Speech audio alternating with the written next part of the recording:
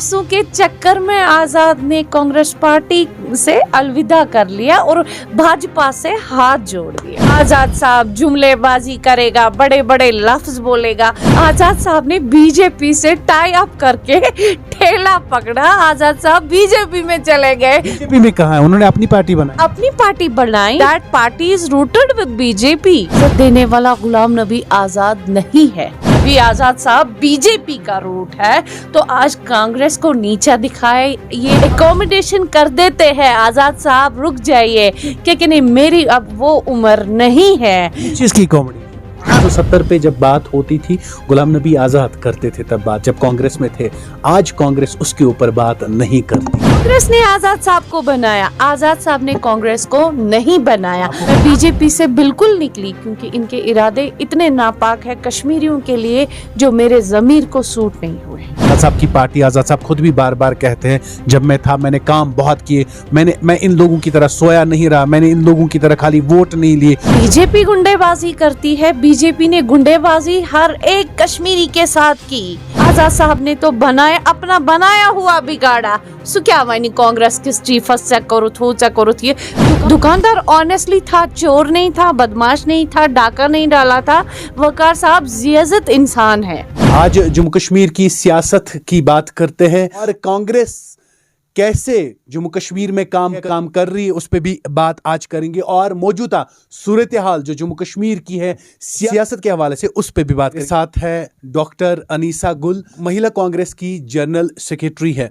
जम्मू कश्मीर महिला कांग्रेस का general secretary बनाया गया है, तो कैसे देखते हैं इतनी बड़ी रिस्पॉन्सिबिलिटी, क्या आगे काम होंगे आपके?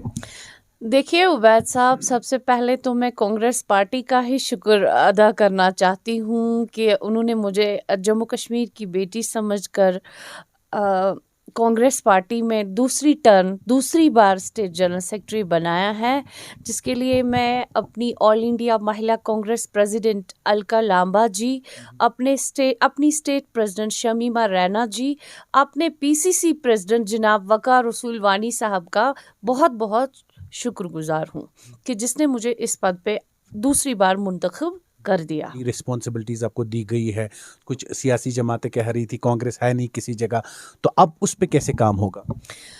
देखिए, जहाँ तक मेरे काम करने की बारी है, हमारे ऊपर भी एक बड़ा गुरु बैठा है कांग्रेस का। ने पहले काम किया है मेरी कॉन्स्टिट्यूएंसीज में या पूरे JNK में या मेरे कम्युनिटीज़ के लोग हैं, उन सबको पता है कि अनीसा जी ने क्या किया है। तो वही मद्देनजर रखकर कांग्रेस पार्टी ने मुझे दूसरी बार यह जिम्मेदारी दी। 80% काम किया है, तो अब की बार मैं 101% काम करके दिखाऊंगी।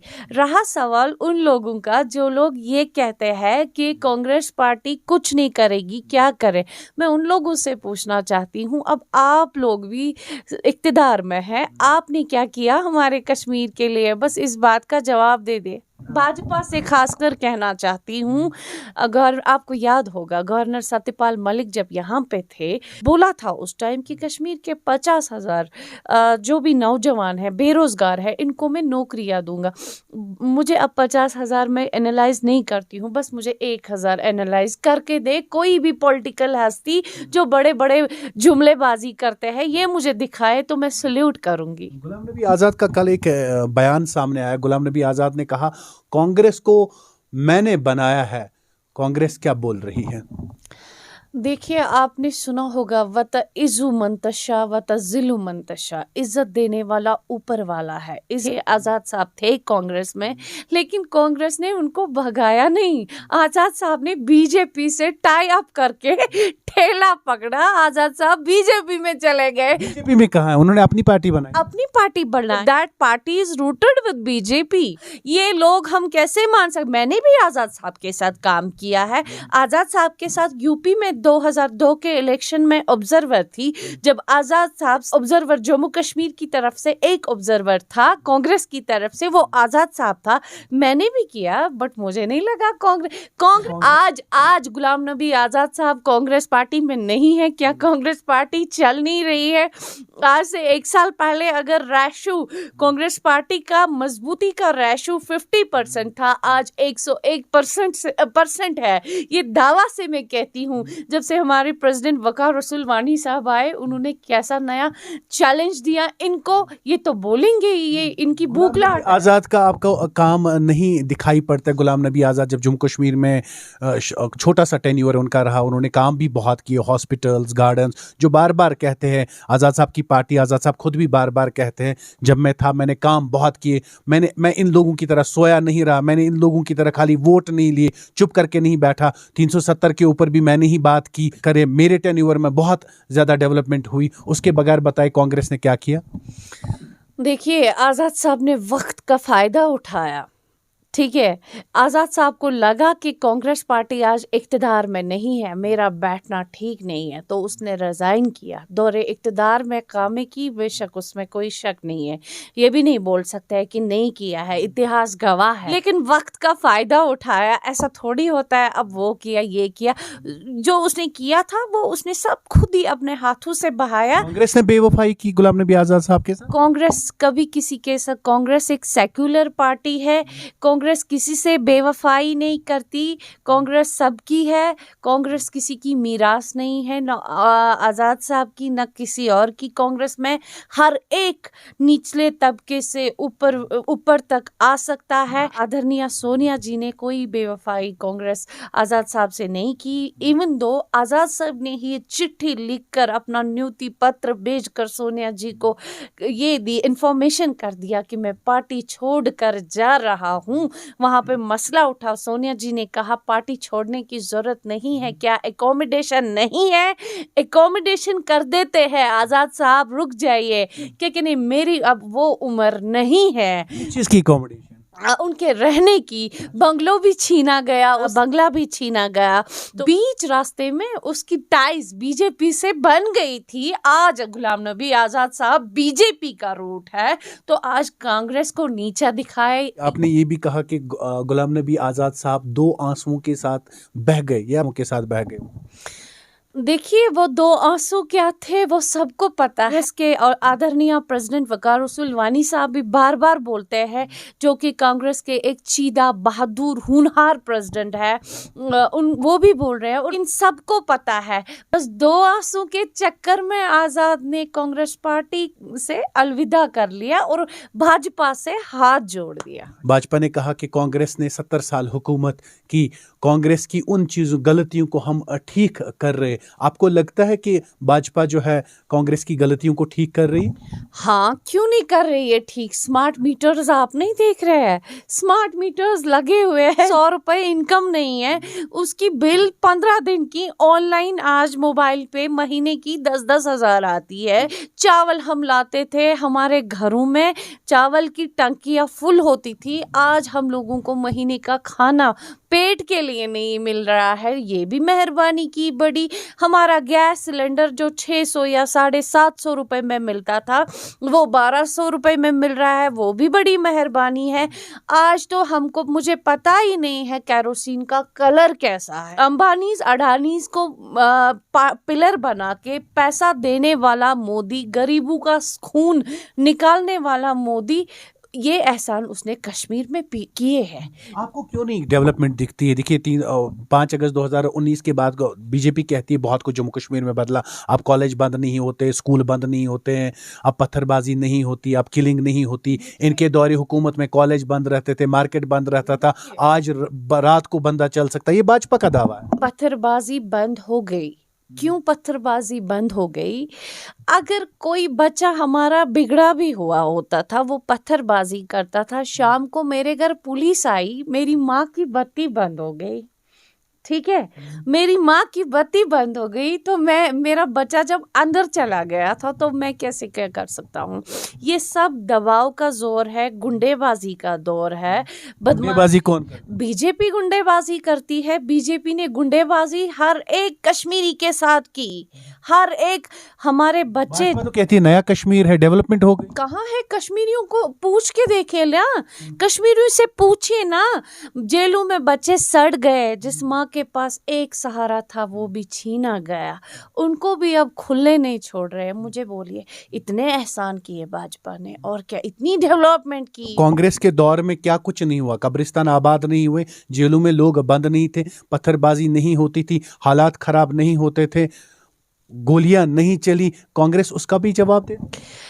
देखिए, कांग्रेस का इस बात का जवाब नहीं देंगी क्योंकि 70 साल में सिर्फ कांग्रेस पार्टी ही ने हुकूमत नहीं की। कांग्रेस की हुकूमत तो रही ना, ये मानते हैं। रही, बिल्कुल रही है, मैं मानती हूँ, मैं कैसे इनकार कर सकती हूँ। कांग्रेस पार्टी की हुकूमत रही, लेकिन जो ये आज का जुल्म है, जुल्म के शिकार है। एक माँ के पास जाए तो आंसू निकलता है, बेटी के पास जाए तो आंसू निकलता है, घर जैसे अजीब, घरों में खुशी चली गई है बिकॉज ऑफ बीजेपी। लेकिन कांग्रेस पार्टी लोगों का गला नहीं दबाती थी, मुंह से निवाला नहीं छीना कांग्रेस पार्टी ने। बहनों माओं को मणिपुर में नंगा नहीं दौड़वाया कांग्रेस पार्टी ने। आंदोलन किया राहुल गांधी जी ने, आदरणीय सोनिया गांधी जी ने, प्रियंका गांधी जी ने। ये वो लोग हैं उवैद साहब, यम छ तिम लोग, इन्होंने बिल्किस बानो, मणिपुर की बिल्किस बानो 6 महीने की गर्भवती औरत थी, पेट से थी। इन्होंने 11 आदमियों ने लाल किले पे ये कहते हैं कि हम वो करेंगे, ये करेंगे। उन बदमाशों को सियासत नेशनल कॉन्फ्रेंस भी करती है, पीडीपी ने भी की। अब जबकि पीडीपी कहीं नजर ही नहीं आ रही है, नेशनल कॉन्फ्रेंस ने भी की, कांग्रेस ने भी की, इनकार किसी बात से नहीं है। लेकिन ये जो हो गया, सेंटिमेंट्स हमारे मजहब के हर्ट हो गए। आपको नहीं लगता सारी पॉलिटिकल पार्टियां जिम्मेवार है जो भी कश्मीर में हो रहा है? कश्मीर में खाली आज तक सियासत हुई है लोगों के, या कोई भी पॉलिटिकल जमात हो वो जिम्मेवार नहीं है? देखिए, जिम्मेवार हम लोग भी समझते हैं कौन है इसका जिम्मेवार। नुकसान जो हमारे जम्मू कश्मीर का हुआ, मैं भी स्टेट्स में घूमी, मुझे इतना नुकसान कहीं नहीं दिखा जितना नुकसान मुझे अपनी सरजमीं। गुलाम नबी आज़ाद ने एक इंटरव्यू में ये भी कहा, हमारे एक नुमाइंदे के साथ, उन्होंने ये भी कहा कि 370 पे जब बात होती थी गुलाम नबी आज़ाद करते थे तब बात, जब कांग्रेस में थे। आज कांग्रेस उसके ऊपर बात नहीं करती है। देखिए, कांग्रेस उसके ऊपर बात करती है या नहीं करती है, ये हमको पता है। क्या करते हैं हम, क्या नहीं करते हैं हम, ये लोगों को भी पता है। आज़ाद साहब के बोलने से कांग्रेस पार्टी हिलेगी नहीं, बल्कि आज़ाद साहब को कांग्रेस पार्टी ही अब हिला देगी। जेएंडके में अपनी पार्टी के एक लीडर उमर जान ने कई एक सवाल उठाए, इल्जाम उन्होंने लगाए उसके ऊपर, तो आप उन इल्जामों को कैसे देखते हैं? उन वत इज़्ज़ु मंतशा वत ज़िल्लु मंतशा, इज्जत देने वाला अल्लाह ताला है, ना तो उमर साहब इज्जत देने वाला है। भी कांग्रेस में थे ना, जब वो कांग्रेस से निकले उन्होंने बहुत इल्जाम। ना तो उमर साहब इज्जत देने वाले हैं, और तो ना ही ये नाचीज डॉक्टर अनीसा इज्जत देने वाली है। इज्जत देने वाला ऊपर वाला है। वकार साहब से सवाल उठाने पे उसका कुछ नहीं जाता, उसका दर्जा ऊपर जाता है। ना करें। एक सवाल उठे कि दुकानदार, प्रॉपर्टी की बात, मकान की बात कहाँ से आ गया, दुकानदार कहाँ से रातों रात करोड़पति बन गया, ये कहीं एक सवाल उठे प्रेसिडेंट, आपके प्रेसिडेंट के ऊपर। कैसे देखते जब ऐसी सियासत होती है? देखिए उवैद साहब, मेहनत छन जाय गसान कंसे हैं। वकार रसूल वानी हमारे प्रेसिडेंट जेएंडके पीसीसी के चीफ, अभी उनके वो 40 साल खानदानी तौर से कांग्रेस पार्टी से वाबस्ता है। उनके फादर गुलाम रसूल वानी साहब, उन्होंने ब्लॉक प्रेसिडेंट के ओहदे से कांग्रेस पार्टी में काम किया है 40 साल से। अल्लाह ने उनको, मौत ने उनको नहीं रखा ज़मीन पे। अल्लाह के फैसले से क्या कर सकते हैं। ये छुपत पकन खून, ठीक है, ये फिर खून चलता है और खून ही करके दिखाता है। आज़ाद साहब वाकई हमारे प्रेसिडेंट दुकानदार थे, लेकिन दुकानदार ने ऐसा कुछ कर दिया, दुकानदार ने साबित कर दिया कि मैं गुलाम रसूल वानी साहब का खून हूँ कि नहीं हूँ। आज़ाद साहब कौन होते हैं बनाने वाले? डॉक्टर अनीसा गुल जी, आपकी शुरुआत बीजेपी से हुई, पहले आप बीजेपी में थे, उसके बाद अपने बीजेपी को छोड़ के कांग्रेस में ज्वाइन किया। सवाल ये है कि आपको कांग्रेस और बीजेपी में क्या फर्क लगा? अच्छा सवाल आपने किया। बीजेपी वो जमात है जो लोगों को जाल में फंसाती है। एक लाइन लिखते हैं जिस लाइन में लिखा होता है कि बेबसों के साथ, गरीबों के साथ, पसमानदों के साथ इंसाफ किया जाएगा। ये जो खून है ना, ये वाकई मैं बीजेपी से बिल्कुल निकली क्योंकि इनके इरादे इतने नापाक है कश्मीरियों के लिए जो मेरे ज़मीर को सूट नहीं हुए। कांग्रेस को क्या करना है, कांग्रेस को कैसे करना है, वो कांग्रेस बखूबी जानती है। कांग्रेस ने इससे पहले भी करके दिखाया और इसके बाद भी वो करके दिखाएगी। और तनकीद का निशाना इन्होंने बनाया गुलाम नबी आजाद की पार्टी को, और गुलाम नबी आजाद की पार्टी को स्पॉन्सर बीजेपी ने किया है, ऐसा डॉक्टर अनीसा गुल का कहना है। देखते रहे